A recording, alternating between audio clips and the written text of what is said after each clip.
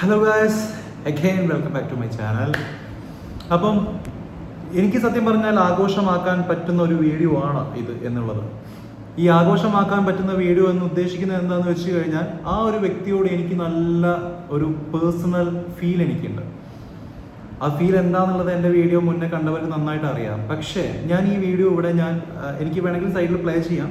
ഞാനത് ചെയ്യാത്തതിൻ്റെ റീസൺ എന്താണെന്ന് വെച്ച് കഴിഞ്ഞാൽ ഈ ഒരു അസഭ്യം പറച്ചിൽ എനിക്ക് എൻ്റെ വീഡിയോയിലൂടെ ഇങ്ങനെ കാണിക്കാൻ എനിക്ക് വലിയ താല്പര്യമില്ല. കാരണം എന്താ വെച്ചാൽ അത്രയും കൾച്ചറല്ലാത്ത ഒരു ആളല്ല ഞാൻ. അതുകൊണ്ട് എനിക്കിത് വീണ്ടും വീണ്ടും കാണിക്കാൻ എനിക്ക് വലിയ താല്പര്യമില്ല.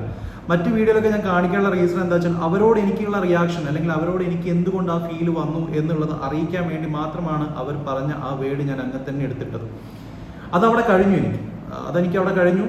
അത് മതി. അവർ എന്താണ് പറയുന്നത് എന്നുള്ളത് കാണിക്കാൻ എനിക്കത് ധാരാളമാണ്. പക്ഷേ ഇപ്പം നമ്മുടെ ഒരു ബിജിൽ രാജ് അഞ്ചൽ എന്ന് പറഞ്ഞൊരു വ്യക്തി ഈ ഒരു തത്തയെക്കുറിച്ച്, അങ്ങനെ തന്നെ പറയാം, തത്തയെക്കുറിച്ച് നല്ലൊരു വീഡിയോ ഇട്ടിട്ടുണ്ട്.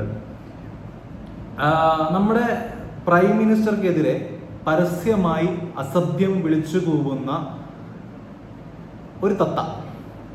അപ്പം ആദ്യം നമുക്ക് വീഡിയോ കാണാം. ഈ വീഡിയോ അല്ല, നമ്മുടെ ബിജിൽ രാജ് അഞ്ചൽ എന്ന് പറഞ്ഞ വ്യക്തി പറയുന്ന ആ ഒരു കാര്യം കാണാം.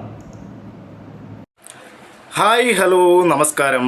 അപ്പോൾ നമ്മുടെ ഇന്നത്തെ ഒരു സബ്ജക്റ്റ് എന്ന് പറഞ്ഞു കഴിഞ്ഞാൽ നമ്മുടെ തിരുച്ചി ഷബീന. ഈ ഷബീന എന്ന് പറയുന്ന സ്ത്രീ നമ്മുടെ പ്രധാനമന്ത്രി തെറി വിളിക്കുന്ന ഒരു കാര്യമാണ്.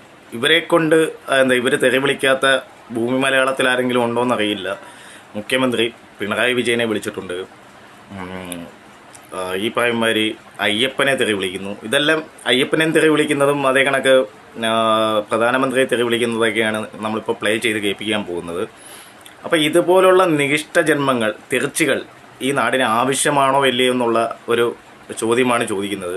കേരളത്തിലെ BJP-ക്കാർ, എന്തിനും ഏതിനും പ്രതികരിക്കുന്ന BJP-ക്കാർ എവിടെ പോയി എന്നുള്ളൊരു ചോദ്യം കൂടെ ഞാൻ മുന്നിൽ നിർത്തി തരുകയാണ്. അപ്പോൾ നമുക്ക് ഇത് ഒന്ന് കേട്ട് നോക്കാം. പൂറിമോൻ ലോകത്തില്ല, പന്ന തായോളി പൂറിമോൻ.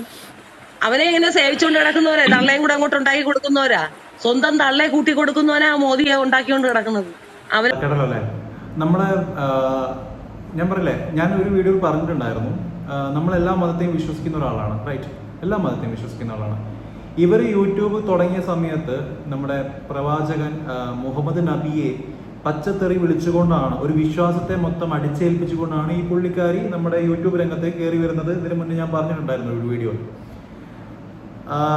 അത് കഴിഞ്ഞിട്ട് ഇപ്പം വീണ്ടും ഒരു കോൺട്രവേഴ്സി എന്ന് പറഞ്ഞു കഴിഞ്ഞാൽ ഇതൊന്നും അങ്ങനെ പറയാൻ പറ്റില്ല, പക്ഷേ ഇത് ആണ്, ശരിക്കുമാണ്.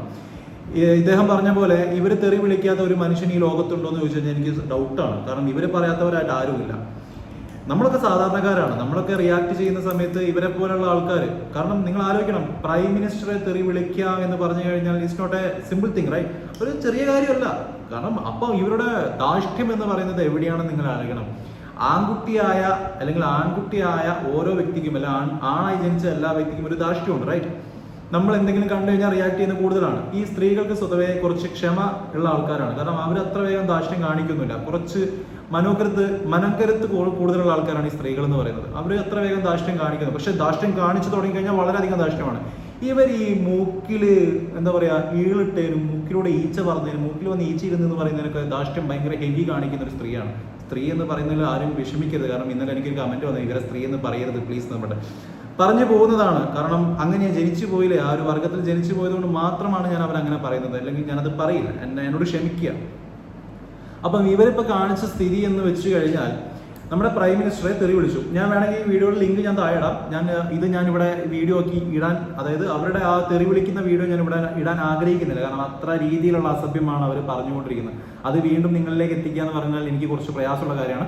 ഞാൻ ലിങ്ക് ഇടാം, എന്തായാലും നിങ്ങൾ അവിടെ പോയി ഒന്ന് കണ്ടാൽ മതി. എനിക്ക് പറയാനുള്ള ഒരു കാര്യം എന്താണെന്ന് പറഞ്ഞാൽ, ഇത് സത്യമാണെങ്കിൽ ഈ ഒരു കാര്യത്തിന് ഈ ഒരു വ്യക്തി ശിക്ഷ അർഹിക്കുന്നുണ്ട്. കാരണം എന്താ വെച്ചാൽ എല്ലാവരെയും തെറി വിളിക്കുന്ന പോലെയല്ല, എല്ലാ മനുഷ്യരെയും സാധാരണക്കാരെയും തെറി വിളിക്കുന്ന പോലെയല്ല ഒരു സ്ഥാനത്തിരിക്കുന്ന, അതായത് നമ്മുടെ ഇന്ത്യയെ റെപ്രസെന്റ് ചെയ്യുന്ന ഒരു വ്യക്തിയാണ് നമ്മുടെ പ്രൈം മിനിസ്റ്റർ എന്ന് പറയുന്നത്. അതുപോലെ നമ്മുടെ കേരളത്തെ റെപ്രസെന്റ് ചെയ്യുന്ന ഒരു വ്യക്തിയാണ് നമ്മുടെ മുഖ്യമന്ത്രി എന്ന് പറയുന്നത്.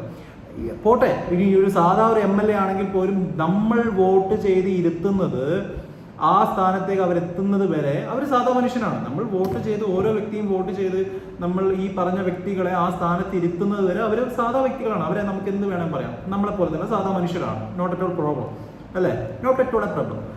അപ്പോൾ ആ സ്ഥാനത്ത് കയറി ഇരുന്ന് കഴിഞ്ഞാൽ അവർ ആ പദവി നമ്മൾ ബഹുമാനിച്ചേ പറ്റുള്ളൂ. എന്തൊക്കെ പറഞ്ഞാലും ആ പദവിയെ ബഹുമാനിച്ചേ പറ്റുള്ളൂ. നമ്മുടെ ഉള്ളിലുള്ള എല്ലാ കാഴ്ചപ്പാടും നമുക്ക് പുറത്ത് പറയാൻ പറ്റുമെങ്കിൽ ഇന്ന് ഈ ഇന്ത്യ മഹാരാജ്യം അല്ലെങ്കിൽ കേരളം എന്ന് പറഞ്ഞ സംസ്ഥാനം ഒന്നും ഉണ്ടാവില്ല. കാരണം ഒരുപാട് പേർക്ക് ഫ്രസ്ട്രേഷൻ പല കാര്യത്തിലും ഉണ്ടാവും. അതൊന്നും ഇതുപോലെ പബ്ലിക് പ്ലാറ്റ്ഫോമിൽ വന്നിട്ട് പരസ്യമായി ഇരുന്ന് പറയാൻ പറ്റില്ല.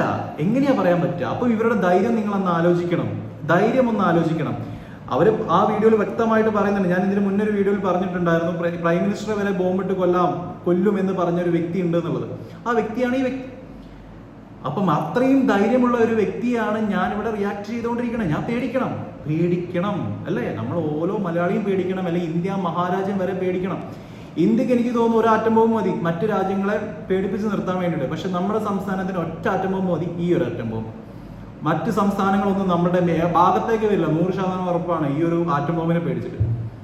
ഇത് വെറും ആറ്റം ബോംബല്ല, അണുവിഷബാധയുള്ള ഒരു ആറ്റം ബോംബാണ്. ഇതിനെ വളരാൻ അനുവദിച്ചുകൂടാ. ഇതിനെ സപ്പോർട്ട് ചെയ്യുന്നവരോട് എനിക്ക് ഇപ്പോഴും പറയാനുള്ളത്, നിങ്ങൾ സപ്പോർട്ട് ചെയ്യുന്ന ഓരോ സെക്കൻഡും നിങ്ങൾ കൊടുക്കുന്ന പ്രചോദനം തന്നെയാണ് ഈ വ്യക്തിയെ ഇത്രത്തോളം ദാഷ്ട്യം കാണിക്കാൻ പ്രേരിപ്പിക്കുന്നതെന്ന് പറഞ്ഞു കഴിഞ്ഞാൽ നിങ്ങൾക്ക് എതിർക്കാൻ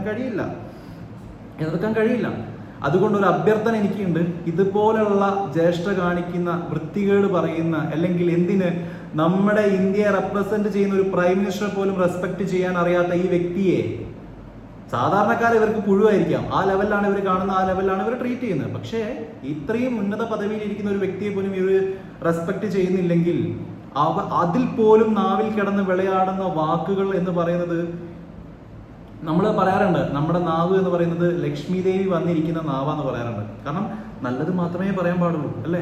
നാവിലൂടെ പറയുന്ന ഓരോ വാക്കും പിന്നെ തിരിച്ചെടുക്കാൻ പറ്റില്ല എന്നാണ്. പക്ഷെ നിങ്ങൾ ഈ പറഞ്ഞ വാക്കുകൾ നിങ്ങൾക്ക് ഒരിക്കലും തിരിച്ചെടുക്കാൻ പറ്റില്ല. ഇതിലൂടെ നിങ്ങൾ കുടുങ്ങും. ഇതിലും നിങ്ങൾ കുടുങ്ങിയിട്ടില്ലെങ്കിൽ ഇനി എന്ത് ദുരന്തമാണ് നമ്മുടെ മലയാളികൾ ഈ ഒരു സ്ത്രീ മൂലം അനുഭവിക്കാൻ പോകുന്നത് എന്നുള്ളത് എനിക്ക് അറിഞ്ഞുകൂടാ, സീരിയസ് ആയിട്ട് അറിഞ്ഞുകൂടാ.